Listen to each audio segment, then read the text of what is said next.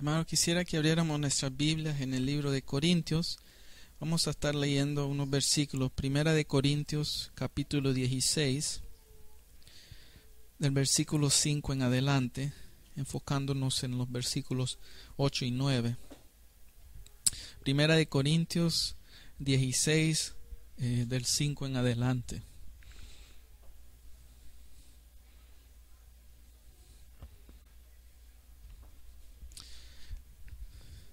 Y leemos la palabra de Dios en el nombre del Padre, del Hijo y del Espíritu Santo. Y dice lo siguiente. 1 Corintios 16, 5. Iré a vosotros cuando haya pasado por Macedonia, pues por Macedonia tengo que pasar. Y podrá ser que me quede con vosotros, o aún pase el invierno para que vosotros me encaminéis a donde haya de ir, porque no quiero veros ahora de paso, pues espero estar con vosotros a un tiempo, si el Dios lo permite. Pero estaré en Éfeso hasta Pentecostés, porque se me ha abierto puerta grande y eficaz, y muchos son los adversarios. Que Dios siga bendiciendo su palabra. Podemos leer ese versículo 9, porque ahí es donde está el mensaje que Dios quiere. Solo quería el contexto. Porque se me ha abierto puerta grande y eficaz, y muchos son los adversarios. Si le podemos poner un título a este mensaje, una puerta abierta. Esta frase, una puerta abierta, muchas veces nosotros oramos, Señor, ábrenos una puerta, es muy importante, pero esta referencia que el apóstol Pablo se estaba refiriendo es la puerta más grande que uno puede tener, y tiene que ver con el evangelismo. Cuando en la palabra de Dios las partes, esta y está en Apocalipsis, se refiere a una puerta abierta. Se está refiriendo a la oportunidad que Dios nos da para evangelizar, para hablarles a las personas de las buenas nuevas. Y vamos a ver, y es interesante el balance aquí, porque tiene aquí lo que dice puerta grande y eficaz y adversarios. Entonces van mano a mano. Si me acompañan a Apocalipsis, capítulo 3, recordando el mensaje a las iglesias de Asia Menor, en particular versículo 7, a la iglesia de Filadelfia. Apocalipsis 3, 8, dice lo siguiente: yo conozco tus obras, he aquí he puesto delante de ti una puerta abierta, la cual nadie puede cerrar, porque aunque tienes poca fuerza, has guardado mi palabra y no has negado mi nombre. El evangelismo es muy importante. La gran comisión en Mateo 28, al final, Jesús le dice que vayamos a todo el mundo y prediquemos su palabra y discipulemos y bauticemos en el nombre del Padre, Hijo y del Espíritu Santo. Entonces, aquí en Apocalipsis hay unas cosas importantes. Cuando nosotros estamos evangelizando, dice, tienes poca fuerza. El evangelismo o hablarles a otras personas no tiene que ver con grandes recursos o grandes fuerzas, habilidades, títulos o experiencias humanas. Tiene que ver con un corazón dispuesto. Y como esta iglesia de Filadelfia no tenía, por ejemplo, los recursos de otras iglesias grandes, como Efesios, que vamos a ver, eran iglesias que tenían actividades y programas o personas capaces, educadas en tanto en lo secular. Lo que ellos tenían, dice aquí, guardado mi palabra y no has negado mi nombre. Eran personas, como dice, conozco tus obras, tenían obras buenas, guardaban su palabra y no habían negado su nombre. Para ser una persona que evangeliza o habla las buenas nuevas, eso es muy importante. Entonces, con esto de puerta abierta y el evangelismo, es algo que uno debe orar: Señor, ábreme, dame oportunidad para hablarle a una persona. Y cuando Dios hace esa oportunidad, eso es lo que uno mira como una puerta abierta. Y es cuando tenemos el poder más grande delegado por Dios en hablar su palabra y la autoridad más grande, como vemos aquí. Entonces Pablo le estaba diciendo a la iglesia de Corintios sus planes, ¿no? Poniéndolos delante de ellos y pidiéndole oraciones, qué es lo que él iba a hacer. Y estaba plantando esto de que estaré en Éfeso hasta Pentecostés. Si vemos en el libro de Hechos, después se puede leer detalladamente, solo vamos a ver algunos versículos.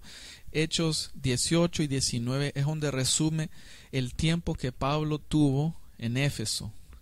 En Hechos 19:10 dice que él estuvo 2 años predicando en la ciudad de Éfeso.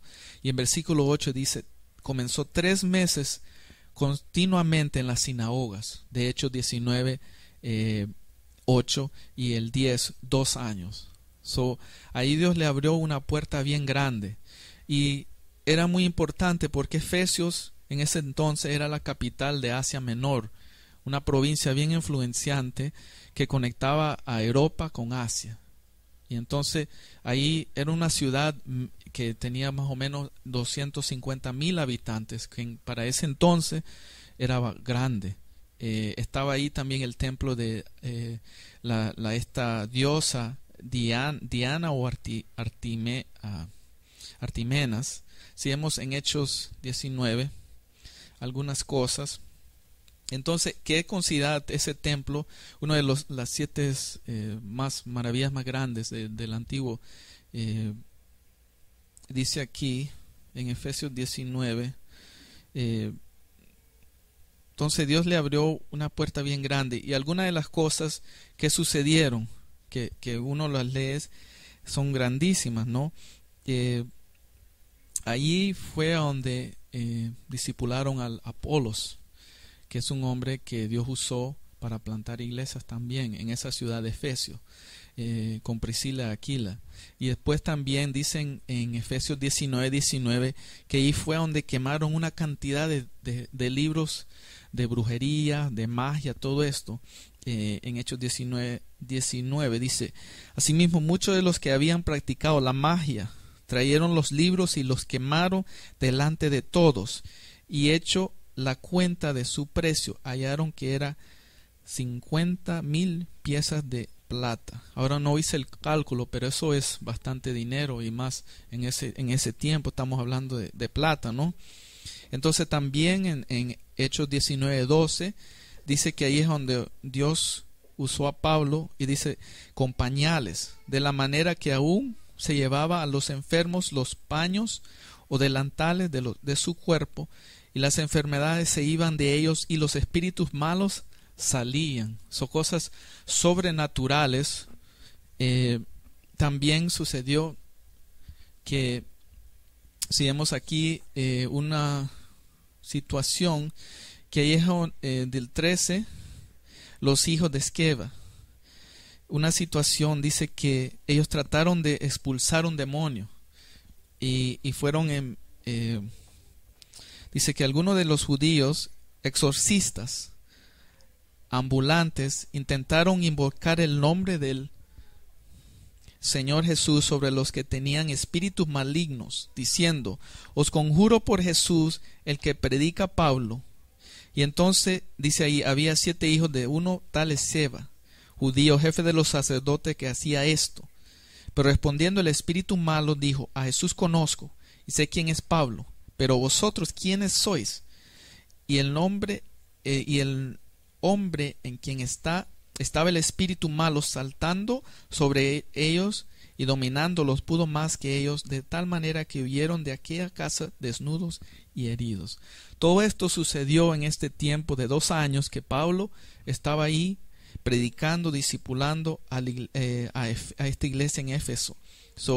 Vemos que era una iglesia grande, Dios le abrió una puerta grande, y entonces, sin embargo, tuvo bastante oposición, porque casi lo mataron ahí lo apedrearon por esto de que él predicó contra los ídolos, y y vemos ahí que quemaron libros de magia. Toda esa gente se convirtieron. Entonces eran personas que practicaban la magia, la hechicería, había muchos endemoniados ahí. Pero lo importante ahí que dice que Dios le abrió una puerta.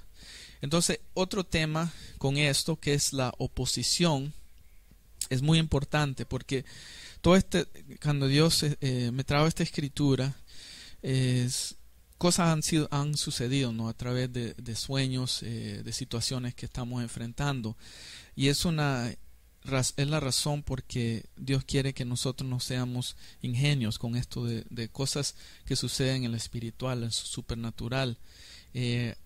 Mientras estudiaba, hay dos extremos. Hay unos extremos, incluso hay grupos que son sectas que dicen que no existe Satanás, y que las partes en la Biblia donde habla Satanás está hablando del pecado, o son metafóricas, o sea, diciendo que son personajes y cosas malas. El extremo que no cree en Satanás y en el mundo demoníaco o angélico, y esa es una mentira de Satanás, que él quiere que las personas que no crean que él existe. Ahora, el otro extremo también es personas que creen que está en todo lugar, y le dan atributos que muchas veces uno piensa que es al nivel de Dios. O sea, eso tenemos que saber, tener en cuenta que Satanás no es omnipresente, no está en todo lugar, no es omnisciente, no sabe todo, y no es todopoderoso. O sea, él necesita pedirle permiso a Dios. Él tiene poder restringido, o sea, que no puede más de lo que Dios le permite, y él no puede estar en todo lugar. Tiene un ejército de demonios que usa diferentes tácticas. Lo que él sí es astuto, él es inteligente, y tiene años, miles de años de tratar con la raza humana.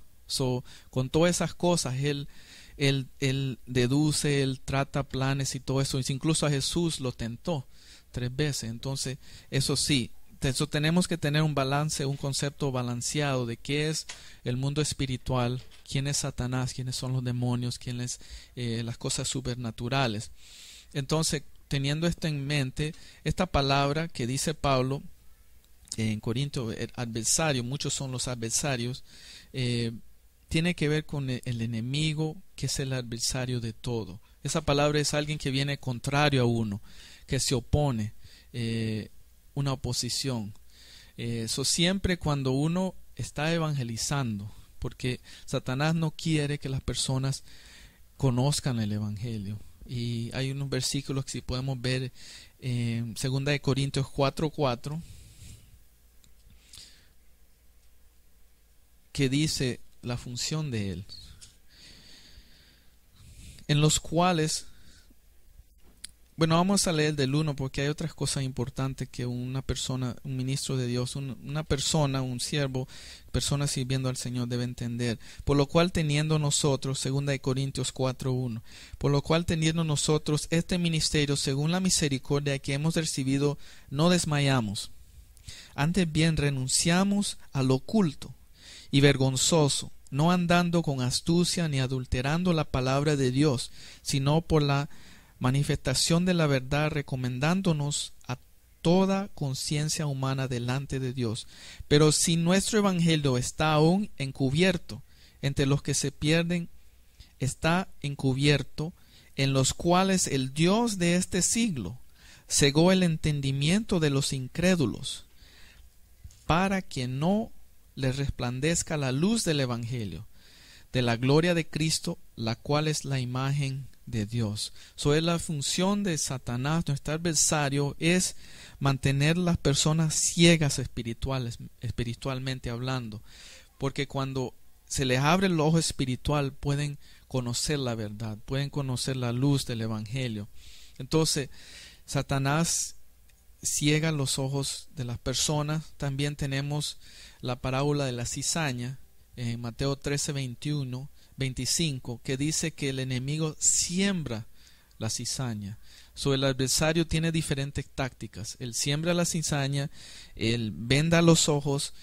Tenemos también en 1 Pedro 5:8 que dice, podemos verlo porque esa es otra ilustración, Primera de Pedro 5:8 habla del león.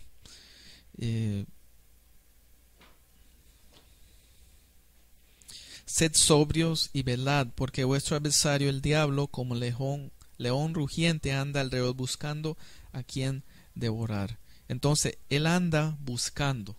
Y esta imagen de como un león rugiente. Él es el acusador. Y esto es algo que esta ilustración delante de una corte. El que viene contra nosotros es Satanás, pero nosotros tenemos un abogado que es Jesucristo. Eso es lo más importante. Y dice también en primera de Juan 2:1 acerca del Padre, la función del Padre. Si vemos ahí rápidamente.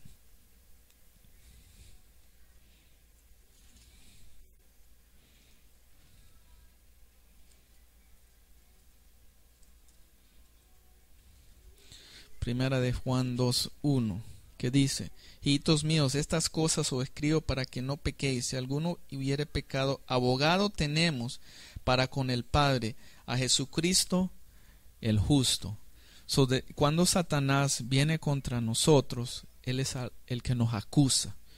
Y entonces por eso tenemos que, como dice Pedro ahí, dice, estar sobrios y estar sometidos a Dios, para que cuando Él viene la acusación, ellos se enfrenten con Jesús y Jesús diga: no, Él es mi hijo, mi hija, y ellos están haciendo lo que yo les mandé, ellos están en obediencia y no tienes parte con ellos, no tienes derecho para hacer lo que quieres. Entonces, también con esta palabra vemos que en Marcos 4:15, también con esta parábola de la cizaña, él dice que él viene y quita la palabra cuando la palabra es sembrada. Esto es buscar de artimañas o esquemas o cosas que hace el enemigo, nuestro acusador, en Marcos 4:15. Todo esto es bien importante para saber quién es nuestro enemigo, cuál es el adversario, la posición que enfrentamos cuando el evangelio, o sea, la puerta abierta es Jesús nos abre una puerta para evangelizar a las personas.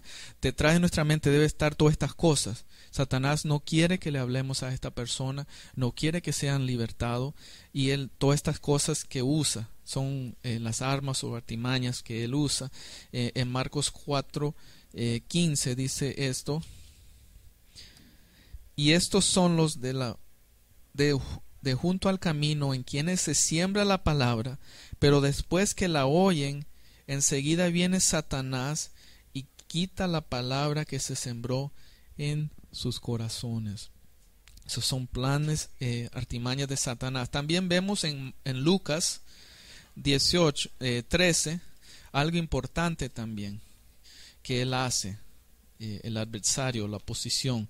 En Lucas 13:16, que es una situación que puede ser, no todas las situaciones de enfermedades son así, pero esta en particular nos da un ejemplo que hay situaciones así. En Lucas 13:16, y a esta hija de Abraham, que Satanás había atado 18 años, no se le debía desatar de esta ligadura en el día de reposo. Aquí tenía una confrontación con los fariseos que se enojaron porque él sanó a esta señora en el día de reposo. Entonces, pero ahí dice unas cosas, que esta enfermedad fue por Satanás, y dice ahí atado, una atadura, una ligadura. Entonces esas son tácticas que también usa Satanás. Entonces vemos en la misión de Jesús en Isaías 61. Es muy importante porque eso, cuando él comenzó su ministerio en la sinagoga, que él dijo: hoy es cumplida esta escritura, es refiriéndose a Isaías 61, si me acompañan también, que también debe ser lo que el cristiano debe tener en cuenta. Isaías 61: el Espíritu de Jehová el Señor está sobre mí, porque me ungió Jehová me ha ungido Jehová, me ha enviado a predicar buenas nuevas a los abatidos, a vendar a los quebrantados de corazón, a publicar libertad a los cautivos y a los presos apertura de la cárcel. Entonces esto en Isaías 61:1. Y entonces esto es lo que Jesús estaba haciendo, librando a esta mujer que estaba atada. También tenemos el ejemplo del que estaba el Galileo endemoniado. Hay situaciones que tiene atada a una persona. Ahora hay otra situación que dice, si me acompaña, Lucas 22:3, que esta es abiertamente cuando Satanás se mete a una persona. Lucas 22:3 dice lo siguiente: y entró Satanás en Judas, por sobrenombre Iscariote, el cual era uno del número de los 12. O sea, algo interesante allí, Satanás también puede poseer a una persona, y en este caso era Judas, estaba en el circo íntimo de Jesús, era el tesorero más, el que se encargaba de contar el dinero y todo eso. Satanás puede atar a persona, puede poseer a persona. Lucas 22:31 también. Otro aspecto importante, todo esto viendo con una puerta abierta, el evangelismo y el adversario, la oposición cuando uno estaba evangelizando y lo que el Satanás usa contra tratar de desanimarnos, quitar nuestra fe y impedir. Lucas 22:31 dice lo siguiente, algo importante: dijo también el Señor: Simón, Simón, he aquí Satanás os ha pedido para zarandearos como a trigo, pero yo he rogado por ti, que tu fe no falte, y tú, una vez vuelto, confirma a tus hermanos. Ahí vemos también lo que Satanás tiene que hacer para tocar a un hijo de Dios. Dice que le ha pedido. Satanás no puede venir de así por así a uno, tiene que pedirle permiso a Dios. Y esto es lo que él quiere hacer, zarandearnos como trigo, para que nuestra fe. Entonces esas son las mismas artimañas que él usa también hoy en día. Vemos también, me acompañan a Hechos 26:18, acerca de lo que pasa cuando una persona se convierte. Hechos 26:18. Hechos 26:18, que está hablando realmente por qué Satanás no quiere que una persona se convierta. Aquí está hablando Pablo, o sea, está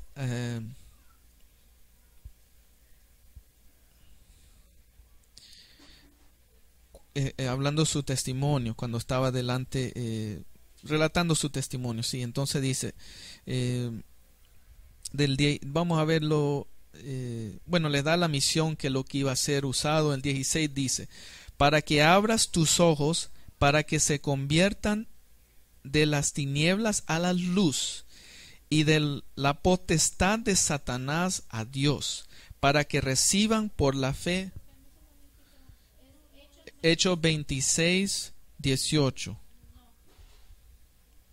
Hechos 26:18. Hechos.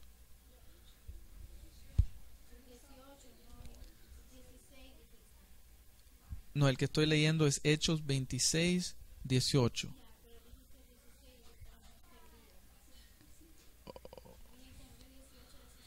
Ok, perdón. Entonces, sí, bueno, el 16 está hablando de la misión que Dios le dice para predicar, pero el 18 que le da a entender qué es lo que sucede. En mi perdón de pecados y herencia entre los santificados. Por eso Satanás no quiere que una persona se convierta, porque él sabe el potencial que tiene esa persona, y cuando esa persona se convierte, o sea, se transfiere del reino de Satanás, de la autoridad de Satanás, al reino de Dios. Ya no tiene él poder sobre esa persona. Dice, y reciben la fe en Jesús, y perdón de pecado y herencia entre los santificados. Por eso cuando uno está evangelizando y cuando Dios abre una puerta para evangelizar a una persona, contarle las buenas nuevas, eso es lo que el adversario trata con todo para que esa persona no entienda las buenas nuevas. Son esquemas. Segunda de Corintios 2:11 son otra escritura con todo esto de conociendo a nuestro adversario, especialmente en esto de evangelismo. Segunda de Corintios 2:11 dice lo siguiente: para que Satanás no gane ventaja alguna sobre nosotros, pues no ignoramos sus maquinaciones. Son las mismas, él utiliza las mismas maquinaciones. Y si nosotros ignoramos todas estas cosas que estamos viendo, él va a tomar ventaja y él va a tener esa persona o nos va a desanimar a nosotros. Entonces es muy importante tener en cuenta esto. También en este mismo libro, 2 de Corintios 11:14, otra cosa bien importante. Como hemos estado viendo aquí, Satanás es inteligente. Él conoce la Biblia, conoce la raza humana. 2 de Corintios 11:14. Y no es maravilla, porque el mismo Satanás se disfraza como ángel de luz. Esta es otra táctica que él utiliza, porque conoce que el humano tiene una tendencia a adorar cosas cuando alguien lo ayuda, cuando algo sucede supernatural, a poner su mirada a esa cosa. Y muchas veces él imita a Dios. Entonces tenemos que siempre filtrar todo con la palabra de Dios. Algo se puede parecer blanco o luz, pero realmente tiene que filtrarlo con los filtros de la palabra.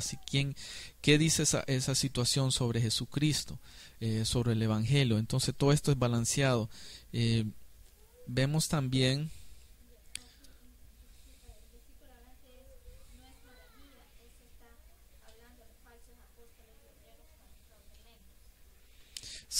esa es otra de las cosas que iba a decir, que son los falsos apóstoles en el versículo 13, obreros fraudulentos que se disfrazan como apóstoles.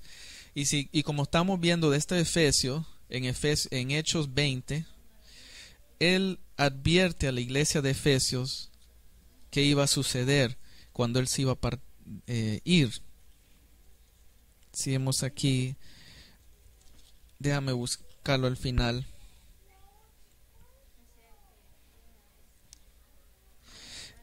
Capítulo 20 dice 30. Le está advirtiendo a la iglesia de Éfeso, recordando que él pasó 2 años, ya se iba a partir, y entonces dice Hechos 20:30, y de vosotros mismos se levantarán hombres que hablen cosas perversas para arrastrar tras sí a los discípulos. Por lo tanto, velad, acordaos que por 3 años, de noche y de día, no he cesado de amonestar con lágrimas a cada uno. Aquí algo interesante, porque seguramente cuando él estaba escribiendo a Corinto no habían los 2 años, pero aquí al final habla de 3 años.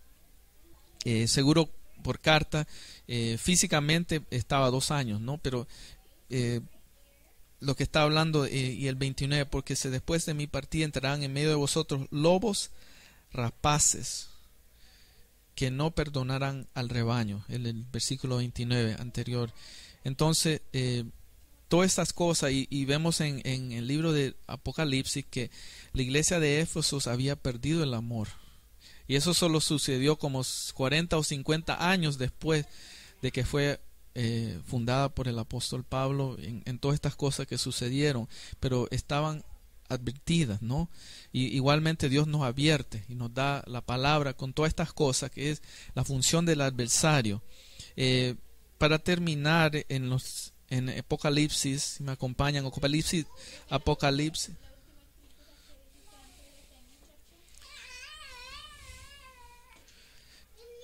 20, del 29, 30 y todos esos versículos. Sí. En Apocalipsis 12:9.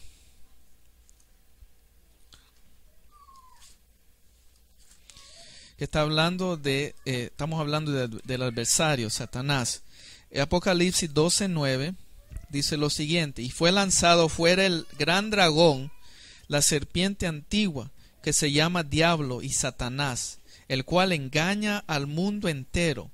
Fue arrojada a la tierra y sus ángeles fueron arrojados con él. Aquí le da otros nombres, ¿no? El dragón, la serpiente antigua, y esto sucede durante la gran tribulación, que ya tienen libre a puerta abierta aquí en la tierra. Eso será terrible, ¿no? En Apocalipsis 22 también habla de los 1000 años.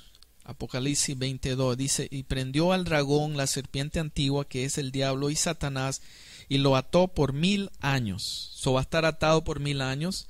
Y después, por último, Apocalipsis 27, cuando los 1000 años se cumplan, Satanás será suelto de su prisión. Y entonces, y después al final, es cuando es lanzado. En el Apocalipsis 20,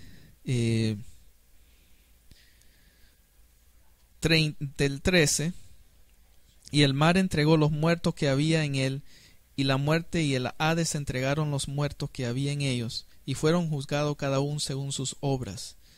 Y la muerte y el Hades fueron lanzados al lago de fuego. Es la muerte segunda. Pero antes de eso, el 10. Y el diablo que los engañaba fue lanzado en el lago de fuego y azufre, donde estaban la bestia y el falso profeta, y serán atormentados día y noche por los siglos de los siglos. Vemos ahí el fin de Satanás, que uno incluso cuando es atacado con la mente, con pensamientos, uno puede recordarle a él cuál es su destino, que es un destino que ya está determinado por Dios. Él es el acusador y nosotros estamos con Dios, y cuando Dios nos abre una puerta para evangelizar a una persona, tenemos el poder, tenemos la autoridad. Lucas 10:19, para terminar con esto, de la autoridad que es delegada, Dios nos ha delegado. Que no olvidemos esto. Lucas 10:19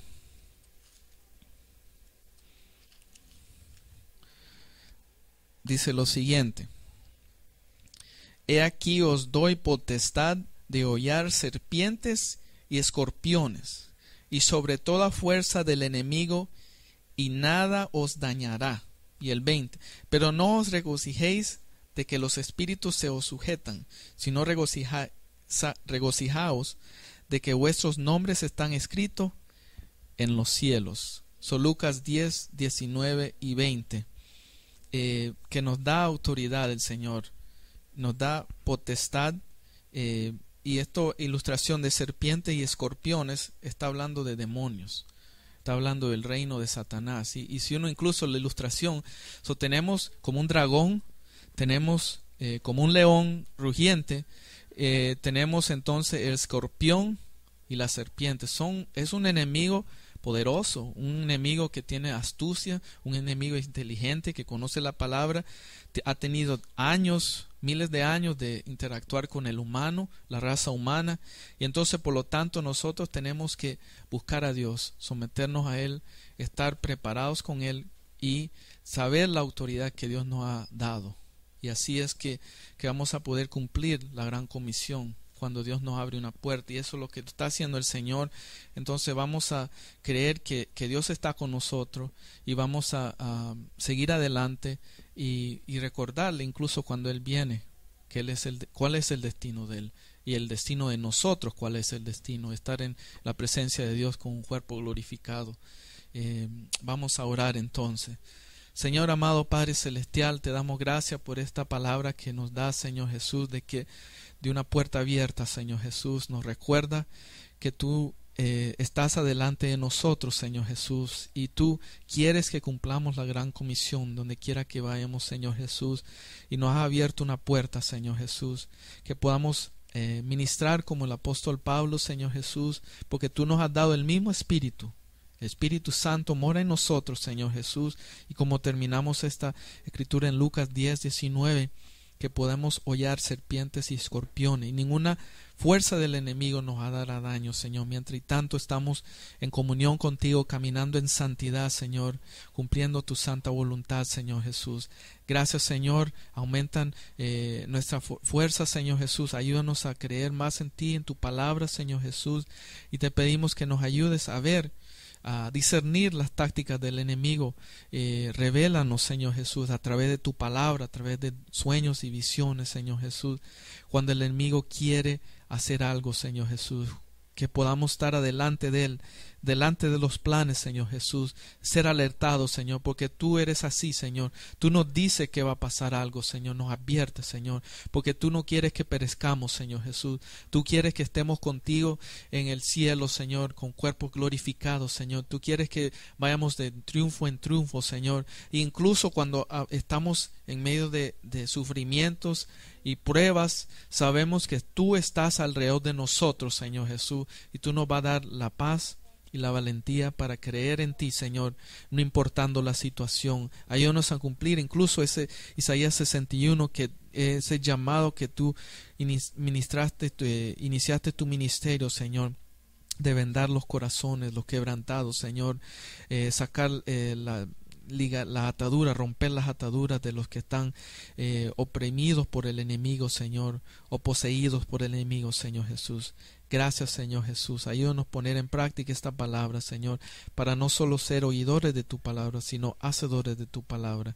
En el nombre de Jesús. Amén.